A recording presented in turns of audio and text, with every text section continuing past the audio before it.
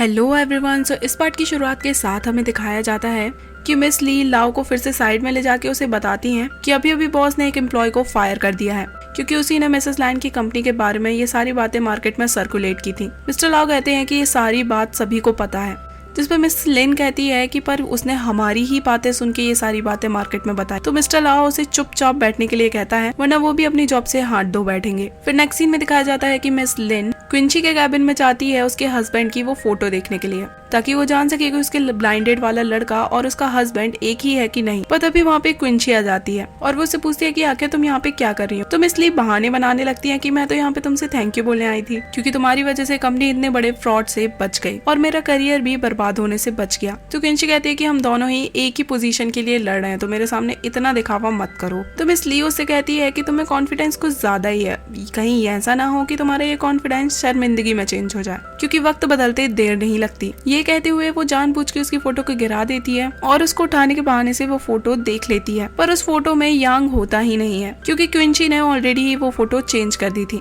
वहीं दूसरी ओर हमें यांग को दिखाया जाता है जो कि अपने घर जाता है और उसके फादर उसे देख के काफी ज्यादा खुश होते हैं और उसे कहते हैं कि क्या फाइनली तुम घर वापस आ रहे हो। तो यांग उसे मॉम के बारे में पूछता है जो कि घर पे नहीं होती है, तो वो उनसे अपने रूम का लॉक खोलने के लिए कहता है और जल्दबाजी में अपनी सारी पैकिंग करने लगता है, जिसपे उसके डैड वापस जाने से उसे मना करते हैं और यहीं रहने के लिए कहते हैं। तो यांग डैड से कहता है कि मॉम भी तो यही चाहती है कि हम लोग लिव इन में रहे। तो उसके डैड उसके गुस्से में बैग खाली कर देते हैं और कहते हैं कि अभी तुम उसे जानते ही कितना हो जो उसके घर में रहने के लिए जा रहे हो, और तुम्हें पता भी है कि प्यार होने में कितना टाइम लगता है। जिसपे यांग कहता है कि सिर्फ 3 सेकंड, क्योंकि आपको भी मॉम से प्यार होने में सिर्फ 3 सेकंड ही लगे थे। जिसपे उसके डैड कहते हैं कि हाँ, मुझे तुम्हारी मॉम से 3 सेकंड में प्यार हो गया और उसके बाद उससे शादी करके मैंने अपनी जिंदगी बर्बाद कर ली थी और उसके बाद किसी के भी प्यार में नहीं पड़ा। पर तुम्हारी मॉम्स के प्यार में पड़ने के बाद भी हम लोगों ने 1 साल तक डेटिंग की थी और उसके बाद शादी की थी, पर तुम तो शादी के लिए कुछ ज्यादा ही जल्दी कर रहे हो। जिसपे यांग कहता है कि पर क्विंची एक बहुत ही अच्छी लड़की है और साथ ही में ब्यूटीफुल भी है, ये बात तो आपको माननी ही पड़ेगी।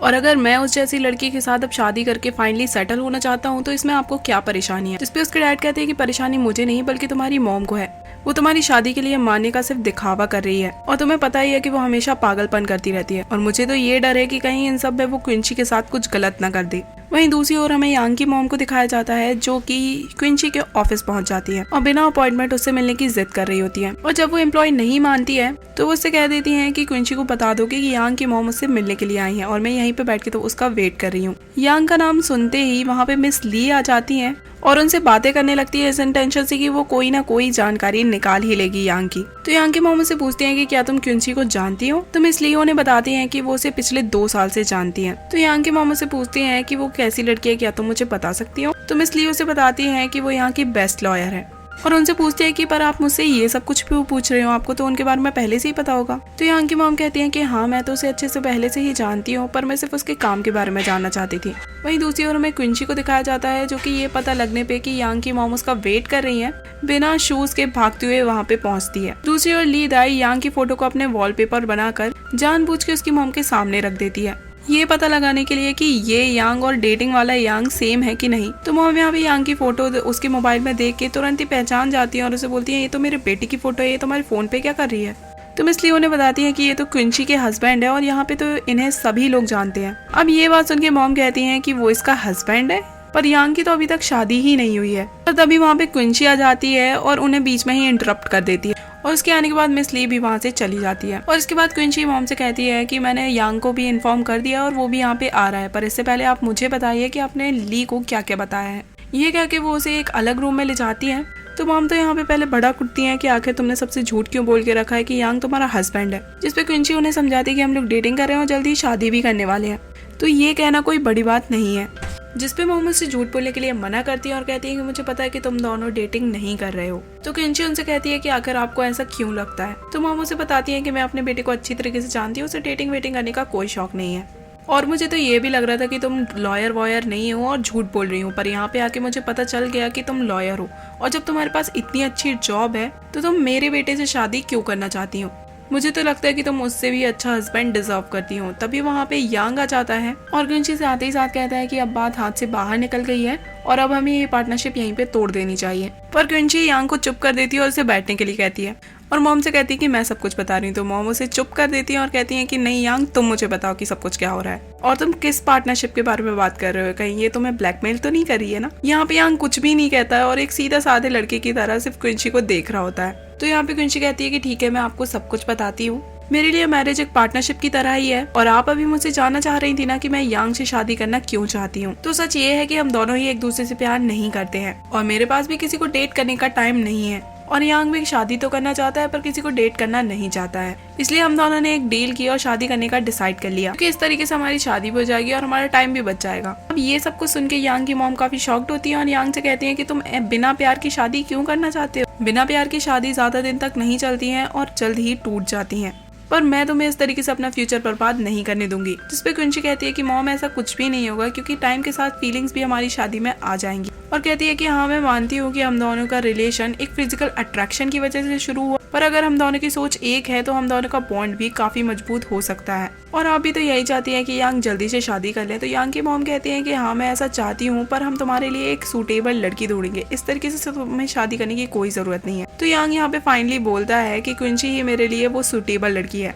जिसपे उसकी मॉम कहती है कि अगर तुम दोनों ने शादी की तो इसमें डिवोर्स तय है और ये रिलेशन नहीं चलने वाला। जिसपे क्विंची खड़े होकर कहती है कि आप तो कहती हैं कि आप अपने लड़की की भलाई चाहती हैं, पर आपने उसकी फीलिंग्स के बारे में कभी नहीं सोचा। पहले तो आप उसे जबरदस्ती ब्लाइंड डेट्स पे भेजती थी और अब जब वो फाइनली शादी कर रहा है तो आप उसे शादी भी नहीं करने दे रही हैं। तो ये सुन के यांग की मॉम थोड़ी इमोशनल हो जाती है और यांग को उठाती है और कहती है कि तुम मेरे साथ घर चलो, मैं तुम्हें शादी के लिए कभी फोर्स नहीं करूंगी, ना ही मैं तुम्हें ब्लाइंड डेट्स पे भेजूंगी। ये कह के वो उसे अपने साथ ले जाती है और यहाँ पे यांग क्विंची को पलट के मुस्कुरा कर देखता है क्योंकि फाइनली वो अपनी मॉम के अगेंस्ट जीत गया और नोटिस करता है कि वो उसने पैर में कुछ भी नहीं पहना है। फिर बाहर आकर वो अपनी मॉम को जाने के लिए कहता है और खुद वहीं रुकता है ये कह के कि उसे कुछ काम है। नेक्स्ट सीन में दिखाया जाता है कि क्विंची एक लिफ्ट में होती है और उसने अपने पैर में कुछ भी नहीं पहना होता है और जैसे ही वो लिफ्ट से बाहर निकलती है तो वहाँ पे वो यांग को देखती है और उसे कहती है कि तुम अभी तक घर नहीं गए। इतने में ही यांग उसकी तरफ आता है और उसे गोद में उठा लेता है और सीधा उसके कैबिन में उसे ले जाने लगता है। ये सब कुछ सभी लोग देख रहे होते हैं और सभी को ये कपल काफी क्यूट लग रहा होता है। फिर तभी वहाँ पे मिस ली आती है और सभी को अपना काम करने के लिए कहती है और अपने कैबिन से क्विंची की बातें सुनने की कोशिश करती है। वहीं दूसरी ओर हमें यांग को दिखाया जाता है जो कि क्विंची के पैरों की केयर कर रहा होता है और ये सारी चीजें देख के क्विंची को भी लग रहा था कि उसने काफी टाइम से डेटिंग नहीं की है,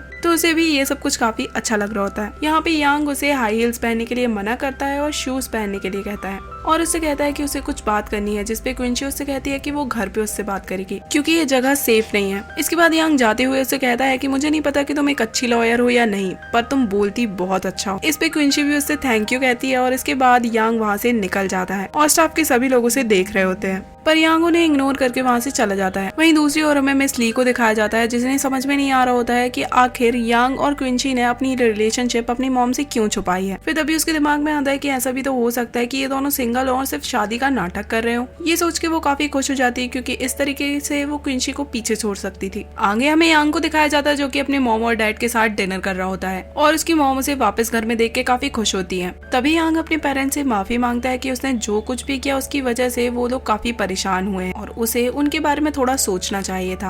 और मॉम से कहता है कि आज आपने क्विंची की काफी डिसरिस्पेक्ट की है उसे बिना बताए उसके ऑफिस में जाके, और मैं बिल्कुल भी नहीं चाहता कि हमारे रिलेशनशिप की वजह से उसकी लाइफ में कोई भी प्रॉब्लम आए। तो उसकी मॉम कहती है कि अब तुम अचानक से क्विंची की बात क्यों करने लगे, अब तो तुम यहाँ पे वापस आ गए तो उसके बारे में बात करना बंद करो। तो यांग कहता है कि वो बहुत ही अच्छी लड़की है और भले ही मैं उससे शादी ना करूँ तब भी मैं यहाँ पे वापस नहीं आऊंगा क्योंकि अब मैं 2 साल में 30 साल का हो जाऊंगा और अब मैं इंडिपेंडेंट रहना चाहता हूँ और अपनी रिस्पॉन्सिबिलिटी को समझना चाहता हूँ जिस तरीके से क्विंची इंडिपेंडेंट रहती है। और इन दिनों में उसके साथ रह के मुझे बहुत कुछ सीखने के लिए भी मिला है। उसकी ये बात सुन के उसके डैड बहुत खुश होते हैं और उसे कहते हैं कि तुमने बहुत अच्छा फैसला लिया है और मॉम से वाइन की बोतल लाने के लिए कहते हैं क्योंकि अब वो उसके साथ सेलिब्रेट करना चाहते हैं। ये सुन के यांग भी मुस्कुराता है। इसके बाद वो दोनों साथ में बैठ के ड्रिंक करते हैं जहाँ पे उसके डैड कहते हैं कि मैं इतना खुश नहीं होता अगर तुम अपनी मॉम की बात सुन के वापस घर आ जाते, और तुमने आज जो बात कही उसकी वजह से मैं आज बहुत खुश हूँ। और इस पे काफी प्राउड फील करके कहते हैं कि मुझे तो ये लग रहा है कि जिस लड़की के साथ 4 दिन रह के तुम में इतना चेंजेस आए हैं उसके साथ अगर तुम अपनी पूरी जिंदगी बिताओगे तो तुम्हारा क्या होगा। और क्योंकि तुम में ये चेंजेस काफी अच्छे हैं तो इसलिए तुम चाहो तो उसे डेट कर सकते हो।